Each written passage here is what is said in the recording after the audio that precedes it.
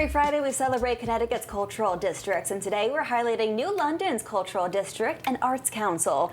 Here with me this morning is Cultural District Chair Rich Martin and the Arts Council Co-Chair Eddie Long. Good morning, fellas. Thanks for coming on this morning. Rich, New London, everyone thinks of it for the U.S. Coast Guard Academy, but it really has so much more than that to offer. What makes New London so special? Well, it's a historic town. It was founded in 1646, so we have a lot of historic sites in the town, including the Hempstead houses. We have an amazing Black Heritage Trail that tells the history of Black culture in the city. We have a dynamic arts community, lots of galleries, and amazing small businesses, as well as a ton of murals throughout the downtown. So people have a lot of options to choose from. Eddie, as Rich noticed, New London is really known also for their music and art scene. What makes the experience so valuable? Why should people come out to visit?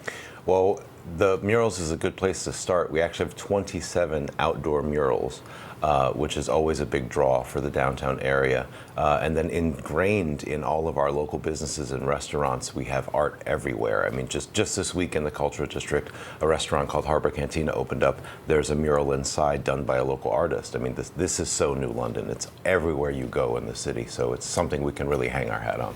And you're doing a lot of fun things to lure people out to the area and visit it, bring in tourism. One of the things we're doing is something special on the first Saturday of every month. Tell me about that, Rich. Yeah, all of the galleries have signed on, so they'll have either a specific opening that day or unique events or demonstrations from artists. All of our businesses have signed on as well, so sometimes there's specials. They'll also have performances happening, and we'll have a street fair in August that a lot of local artists will participate in.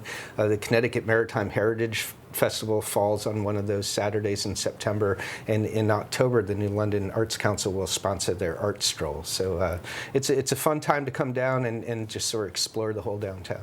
And especially summertime, Eddie, because we have this new launch, Celebrate New London. Tell me about that. What can we expect now that we're into July and August coming up around the corner? Sure. So Celebrate New London continues a long tradition of fireworks and celebrating the city, celebrating the culture. The businesses are always front and center at events like this.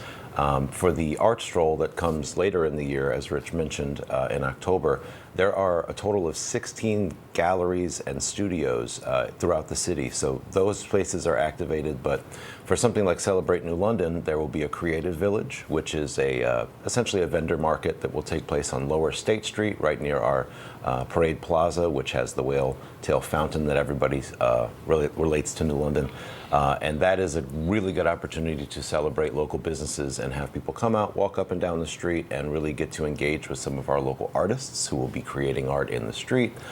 There will be makers and artisans all up and down Lower State Street. It's really exciting to see how this city is expanding, it's growing, but it also stays true to the history that makes it so special. You mentioned it was founded in the early 1600s, 1646. Yeah, 1646, yeah. So for all the history buffs out there, should they go down and learn something new? Well, yeah, I mean, it's worth visiting the Hempstead houses, one of the oldest wooden structures in New England. And I mentioned the Black Heritage Trail. It's a unique story of our city that is both our past and current residents and how the Black community has created our city. So there's also the U.S. Custom House Maritime Museum and a bunch of other historic sites. So, yeah. It's well worth a visit. And Eddie, for more information on all the events lined up, where can people go? So I would start with explorenewlondon.org. You can see links to all of the different businesses that we have to eat and to shop at. Of course, we have two prominent theaters in New London, in Flock and Guard Arts Center. We have the Lyman Allen Art Museum, which is a treasure for the city.